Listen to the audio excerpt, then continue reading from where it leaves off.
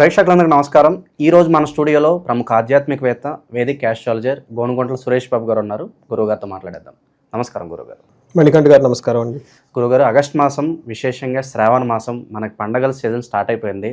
So ఇప్పుడు మేషరాశి వారి పరిస్థితి ఏ విధంగా ఉండబోతుంది, ఎలాంటి పరిస్థితులు ఎదురయ్యే అవకాశాలు కనిపిస్తున్నాయి, ఓవరాల్గా ఎలాంటి జాగ్రత్తలు తీసుకుంటే బాగుంటుందంటారు? సో మణికంఠ గారు, మనకి ఆగస్టు మాసంలో చూసుకుంటే మనకి ఆగస్టు మాసం శ్రావణ మాసం అష్టమితో స్టార్ట్ అవుతుంది, భాద్రపద మాసం సప్తమితో క్లోజ్ అవుతుందండి. అయితే ఇందులో ఉన్న తమాషా ఏంటంటేనండి, ఒక అద్భుతం, మేజర్ పండుగలు మొత్తం ఇందులోనే ఉండిపోయినాయండి. మనం ఎందుకు చూసుకున్నాం అనుకోండి, ఆగస్టు 8న వరమహాలక్ష్మి పూజ మనం జరుపుకుంటున్నాము.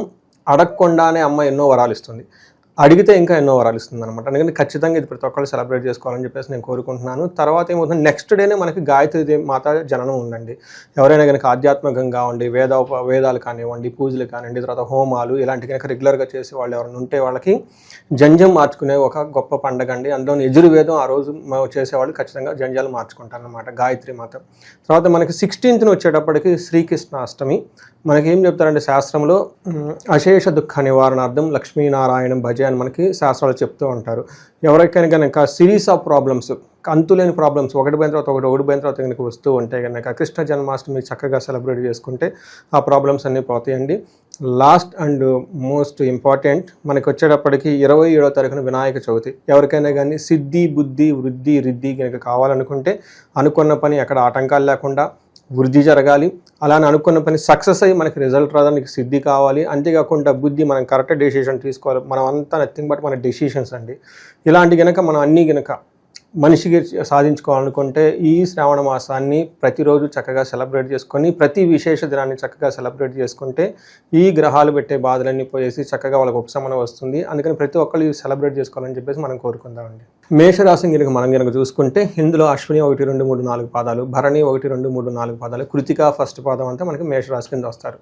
అయితే ఈ మాసం ఏమైందంటే 4 గ్రహాలు మార్పులో ఉన్నాయండి. అందులో వచ్చేప్పుడు రవి మారుతున్నాడు, బుధుడు మారుతున్నాడు, తర్వాత కుజ శుక్రుడు కూడా మారుతూ ఉన్నారనమాట. ఈ మార్పు వల్ల మనకి మేషరాశి కనుక చూసుకుంటే, అందులోనూ ఈ మేషరాశికి ఇవి చెప్పుకునే ముందు ఈ మేషరాశి గురించి ఆల్రెడీ ఏలినాటి శని యొక్క ప్రభావం స్టార్ట్ అయిందండి. వీళ్ళకి కొంతమంది అశ్విని, భరణి నక్షత్రం వాళ్ళు ఫోన్ చేస్తూ ఉన్నారు. సడన్గా జాబ్లో డ్రాప్ రావటం కానివ్వండి, ప్రాబ్లమ్స్ రావటం కానివ్వండి, అప్పులోళ్ళు అనుకున్నది కావటం కానీ, సడన్గా భార్యాభర్తల మధ్య గొడవ రావటం, అప్పటిదాకా బాగున్న వాళ్ళు ఏదో ఒక విషయాలకు చిన్న కారణాలకు గొడవ బట్టి ఇవన్నీ జరిగిపోతాయి. ఆ శని ఇంపాక్ట్ ఈ మంత్ ఎక్కువ ఉంటుందంటారా? ఈ మంత్ అంత ఉండదండి. ఈ మంత్ వాళ్ళ అదృష్టం బాగుండి ఆగస్టు మంత్లో పండగలు చక్కగా సెలబ్రేట్ చేసుకోండి అని పాపం గ్రహాలు వాళ్ళకి రిలాక్సేషన్ ఇచ్చారనమాట. మంచి బాగుందండి. మనం కనుక లాస్ట్ 3-4 మంత్స్తో కంపేర్ చేస్తే ఆగస్ట్ మంత్ చాలా బాగుంది.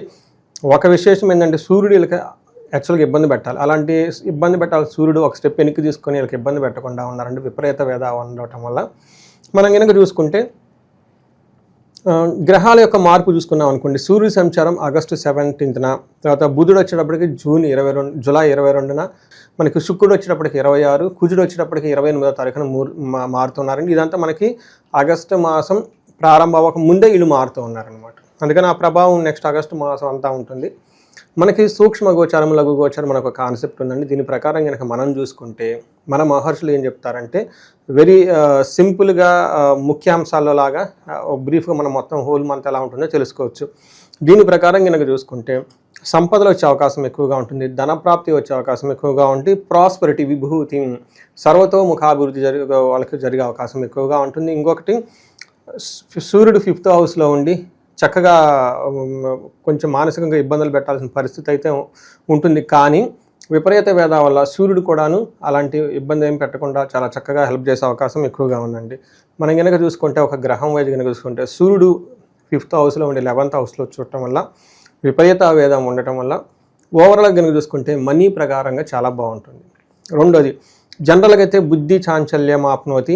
మనకేం చెప్తారంటే శాస్త్రాల్లో మనోలాస్యం, మనస్తాపం, సుహృద్వేషం, ధనవ్యయం, బుద్ధి చాంచల్యం ఆప్నోతి అని చెప్తారు. అంటే ఈ టైంలో పెద్ద పెద్ద డెసిషన్లు తీసుకోవడానికి మైండ్ అనేది సహకరించదు, కొంచెం పోస్ట్పోన్ చేసుకుంటే బాగుంటుంది. సుహృద్వేషం అంటే స్నేహితుల వల్ల ఇబ్బందులు పడే అవకాశం ఎక్కువగా ఉంటుంది. మనస్తాపం, దేహలాస్యం అని చెప్తారు. మనం కనుక చూసుకుంటే జనరల్గా కొంచెం లేజినెస్గా ఉండి ఫ్రెండ్స్ వల్ల కొంచెం ఇబ్బందులు పడుతూ బుద్ధి బలం కోల్పోయే అవకాశం ఎక్కువగా ఉంటుందని ఈ టైంలో చెప్తారు.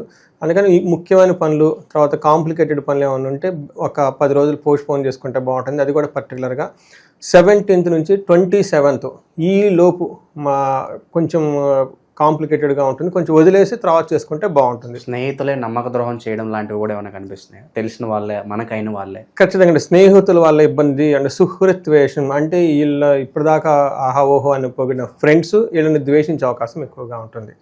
అది రీజన్ ఏదైనా అయ్యి ఉండొచ్చండి. మనీ ప్రకారంగా అయితే చాలా బాగుంటుందని మనం తెలుసుకోవచ్చు. సో మనం చూసుకున్నాం కదండి, అంటే సూర్యుడు మనీ ప్రకారంగా బాగానే ఉంటున్నాడు, బట్ కొంచెం ఇబ్బందులు పెట్టే అవకాశం, అది కూడా చాలా తక్కువ రేంజ్లో పెట్టే అవకాశం ఎక్కువగా ఉంది. మనం 6వ ఇంట్లో మనకి కుజుడు ఉన్నాడండి, మంగళుడు 6వ ఇంట్లో శుభాన్ని తీసుకుని వస్తారు. బాగా ధైర్యంగా ఉంటారు, కాన్ఫిడెంట్గా ఉంటారు. వీళ్ళు చెప్పిన మాట ప్రతి ఒక్కళ్ళు ఫాలో అవుతూ ఉంటారు అనమాట. మనకి సంస్కృతంలో ఏం చెప్తారంటే మహర్షులు, వస్త్రలాభో ధాన్యలాభో ధనలాభో యశో తదహ మనోల్లాసో ధర్మసిద్ధి షష్టమస్తే కుజే భవేత్ అని మనకు చెప్తూ ఉంటారు.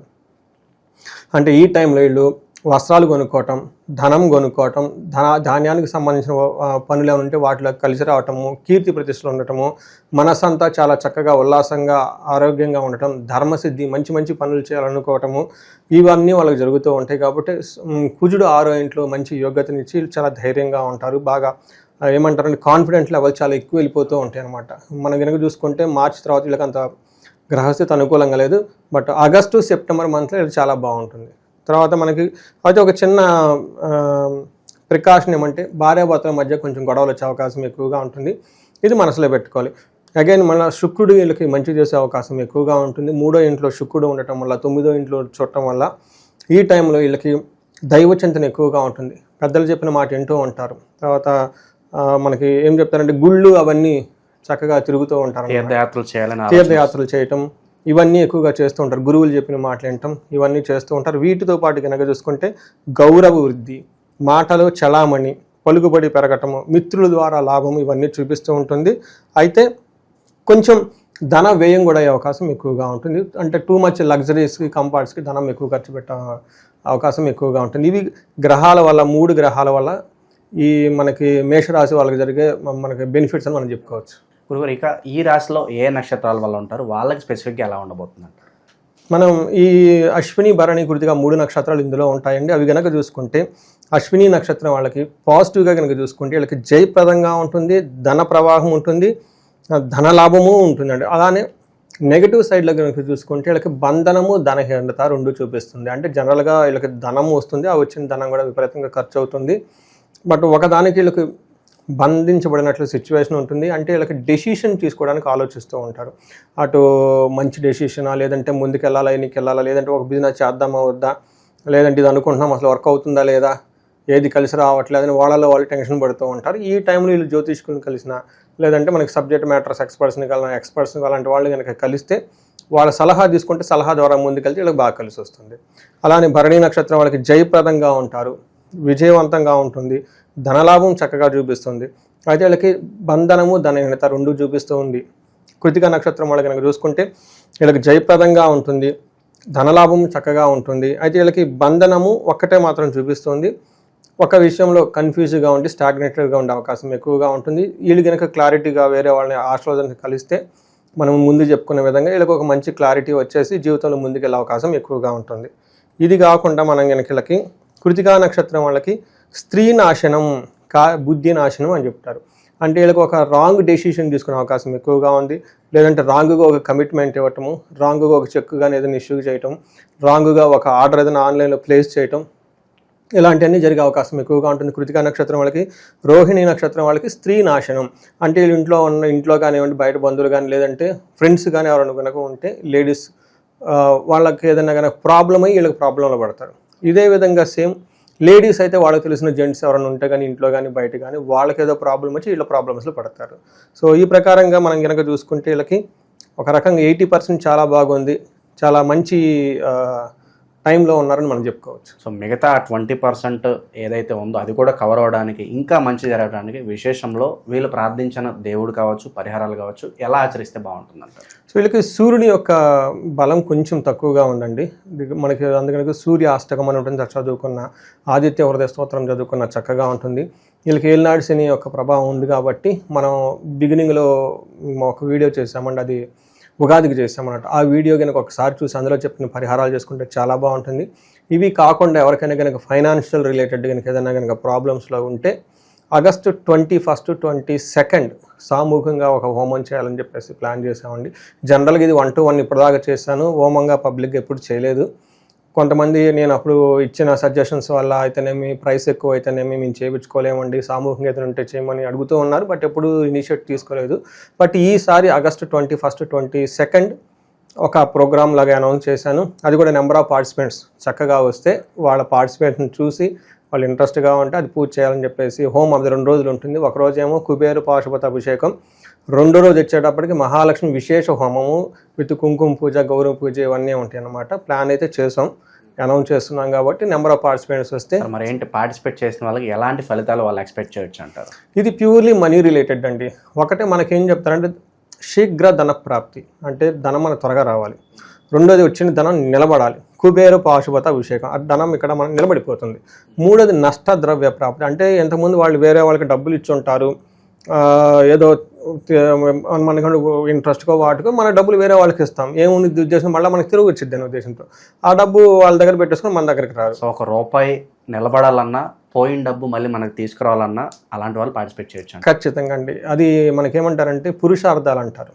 మనిషి అనేవాళ్ళు దుఃఖపడకుండా జీవనం సాగించిన యొక్క ఉద్దేశమే మన మహర్షులు దేవుళ్ళది. వాళ్ళు ఏంటంటే మనకి వేదాల రూపేణ, స్తోత్రాల రూపేణ ఎన్నో రహస్యాలు అందులో పెట్టేశారు. సో అందులోనూ రెండోది ఏమని చెప్తారంటే ధర్మార్థ కామ మోక్షాలు పురుషార్థాలు చేయాలంటారు. జాబ్ చక్కగా చేసుకో, ధనం చక్కగా సంపాదించుకో, అన్ని కోరికలు అనుభవించేసి సమాజానికి హెల్ప్ చేయి. మనం దగ్గర ధనమే లేదు, ఇంక కోరికలు ఏం లేదు, సమాజానికి ఏం హెల్ప్ చేస్తాం. అందుకని చెప్పేసి దీని మీద మేము కొంచెం రీసెర్చ్ లాగా చేస్తున్నాం. చాలామందికి 1-to-1 చేశాను, బట్ ఇప్పుడు సామూహికంగా ఒక అనౌన్స్మెంట్ చేద్దాము, ఎక్స్పెరిమెంట్ అన్నట్లుగా ముందుకు వచ్చాము. మొత్తానికి మీ ఆధ్వర్యంలో జరగబోయే యాగం మొత్తానికి విజయవంతం కావాలి. అలాగే మేషరాశి వారి పరిస్థితి ఇంకా బెటర్ అయ్యి రాబోయే రోజుల్లో వాళ్ళందరూ కూడా శుభాలు జరగాలని మనస్ఫూర్తి కోరుకున్నాం గురుగారు. ధన్యవాదాలు. నమస్కారం.